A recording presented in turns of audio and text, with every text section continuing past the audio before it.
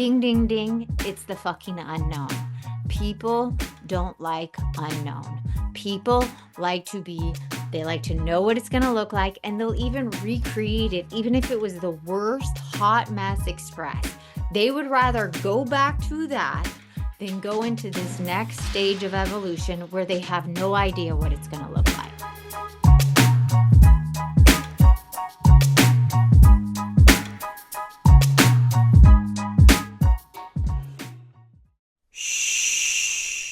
Welcome to the Secret Life Podcast. Tell me your secret. I'll tell you mine.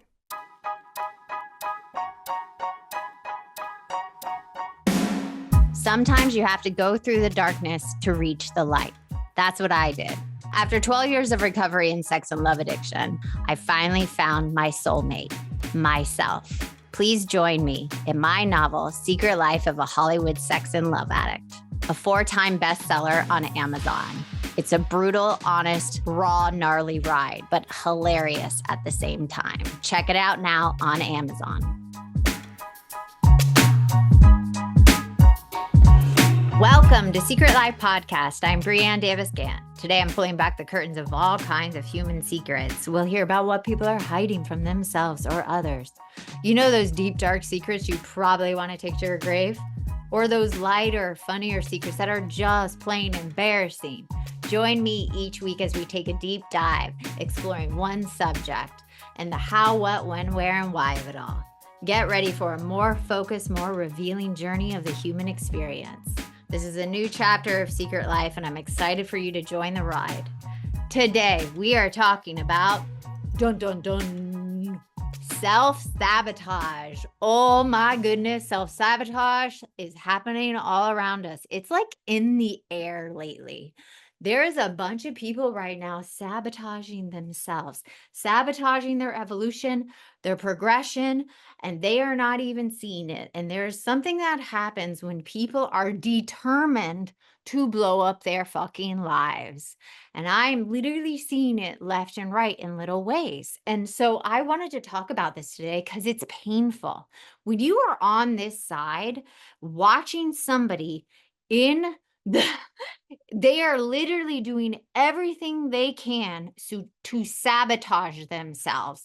It is literally the most painful thing to witness. You are watching a moving train about to literally blow up, especially when there's kids involved. It really is painful for me when there's little kids involved and the parent is making choices that are not good for the children. And they're like, gonna die on that sword. They are unwilling to pivot, unwilling to get more uncomfortable in the evolution of themselves, the progression of selves. And so that's why I wanted to talk about it. It's like self-sabotage is literally permeating the air. I've had recently a couple of people literally want to blow up their life. They are doing everything in their power to self-sabotage. So why would the humans want to do that? Why do human beings choose to stay in a shitty situation or go back to a shitty situation than actually walk into the uncomfortable unknown? Ding, ding, ding. It's the fucking unknown. People don't like unknown. People they like to know what it's going to look like, and they'll even recreate it, even if it was the worst hot mess express. They would rather go back to that than go into this next stage of evolution where they have no idea what it's going to look like. So they rather get rid of all their help when they were evolving and go back to the old way because that is more comfortable, because that's what they lived in. That's what their parents probably modeled for them. Their parents probably didn't evolve and still haven't evolved. So they think it is okay for them to sit in their shit and their shit spill up on everybody else in the family system.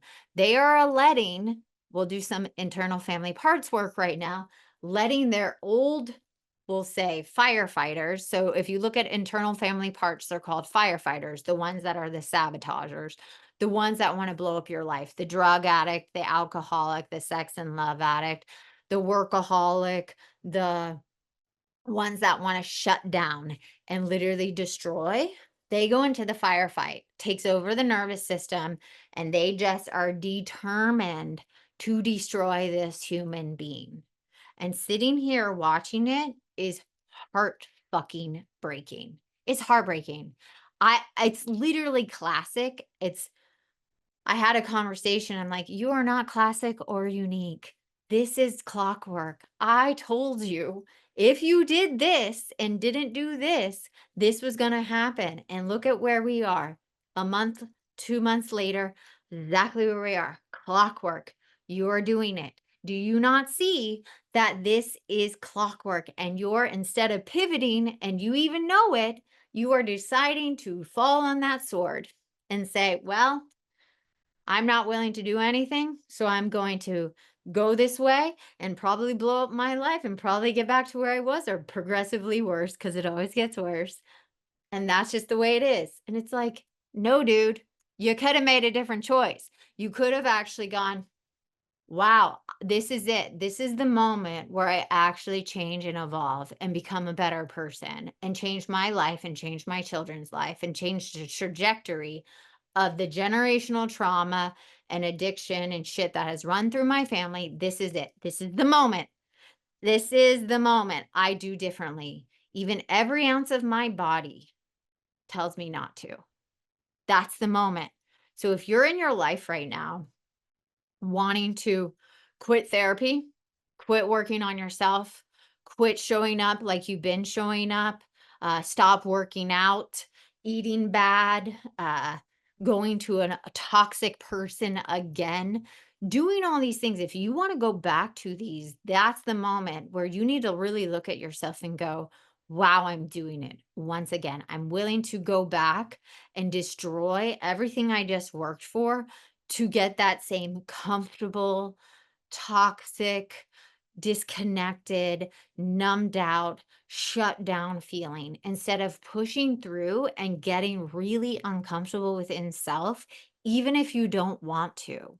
And that's the thing is, growth comes from doing things you don't want to fucking do. When I was in my withdrawing from sex and love addiction, withdrawing from flirting, withdrawing from intriguing, withdrawing from having affairs, withdrawing from masturbation, withdrawing from all that stuff I would do, putting on makeup, dressing up, trying to get outside validation, parts, getting all that stuff. When I actually stopped doing that, I stopped working for a year. I stopped having sex for a year.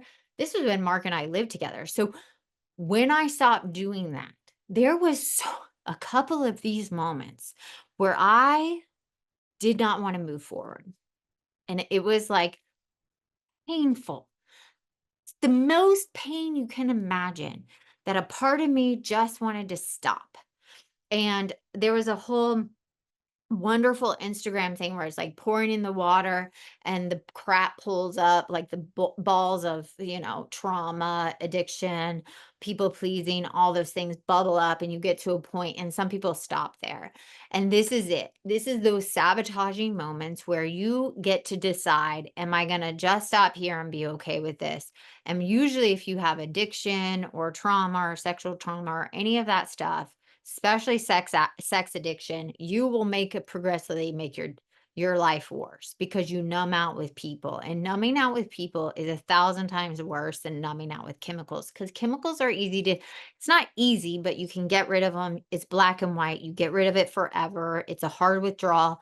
But once you get through it, your body actually doesn't crave it anymore. The problem with people is they're everywhere and we have to connect to them in a healthy way. And when you have a sex addiction or a sex and love addiction, you use people like a drug.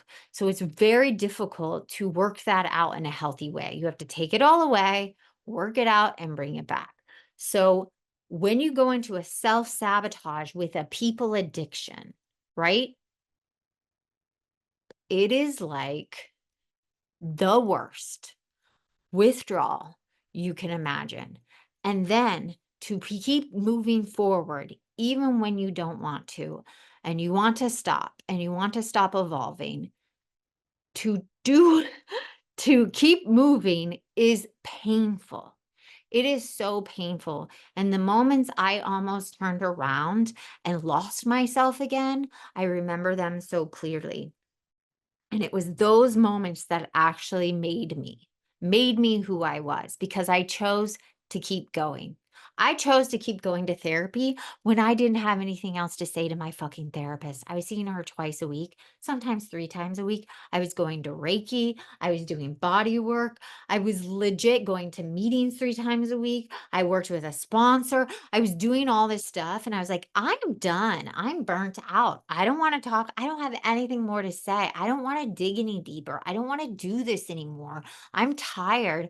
I feel like I'm in a good mood. Then I go to therapy and then I feel like shit. And this is pointless. And there was two of these times that I wanted to do it and stop. And I was like, but that's just me going backwards. That's just me staying stagnant. That's me not progressing any forward. And sometimes these things aren't supposed to make us better. When we dig through the shit, it's painful. When we keep digging deeper, it actually gets more painful, but it heals faster. And I was willing to keep walking in that shit to get to the gold. And so many people, especially recently, would rather sit in the shit than actually progressively get better. And I'm asking you, if you're listening right now, if this is you, keep walking through the shit. Do not get stagnant.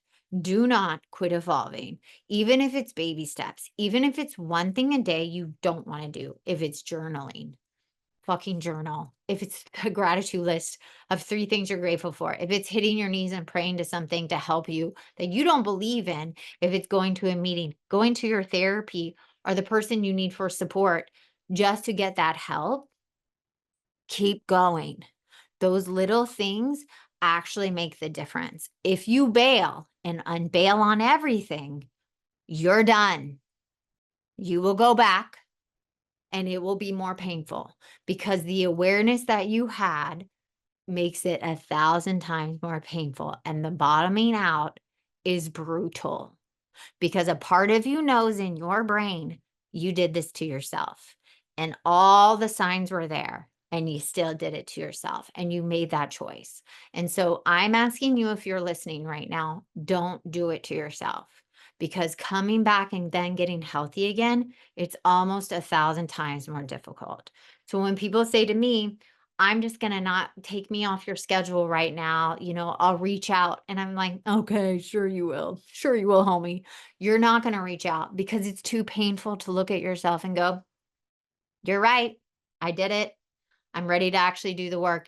That's very rare. It's a 1% person that actually reaches out and says, I'm going to do it better this time. You're right. I want to get better. Even if they know it's their unwillingness to be wrong, the unwillingness to show up and say, I actually did this to myself. I'm going to step forward and I'm going to work even harder. It just doesn't happen. So here's the deal. If you're already feeling this and you want to give up and you feel yourself shutting down, this doesn't get better. Please try to push through because you're sat in sabotage city right now and it's only going to get worse. And all the isms and things you thought you got rid of and character defects that you thought you maybe worked on is going to come up in full force and you're going to blow up your life most likely. And it's going to get worse. So please, I am begging you. It is painful for the person on this side to watch, the person trying to help you, the person trying to give you the tools. Just take one tool and work it and keep showing up because you will move past self-sabotage city. You will move past it, but you got to it's like crawling your way out of the shit. You remember in Shawshank Redemption where like Andy Dufresne or whatever his name was, he had to keep crawling through the shit to get to the light. That's what you got to do. Keep crawling through the shit. You can get through it. Thank you for listening. Please don't go into self-sabotage city. It's a shitty place to be. I get it, but we would move to worse. So keep pushing forward, keep evolving even a little bit because stagnation and sabotage is no way to live. And you have one life on this planet and don't fuck it up because you're lucky to even be alive.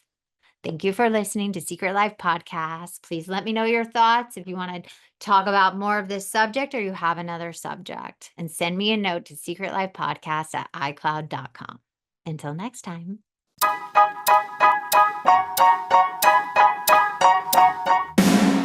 Thanks again for listening to the show. Please subscribe, rate, share, or send me a note at secretlifepodcast.com. And if you'd like to check out my book, head over to secretlifenovel.com or Amazon to pick up a copy for yourself or someone you love. Thanks again. See you soon.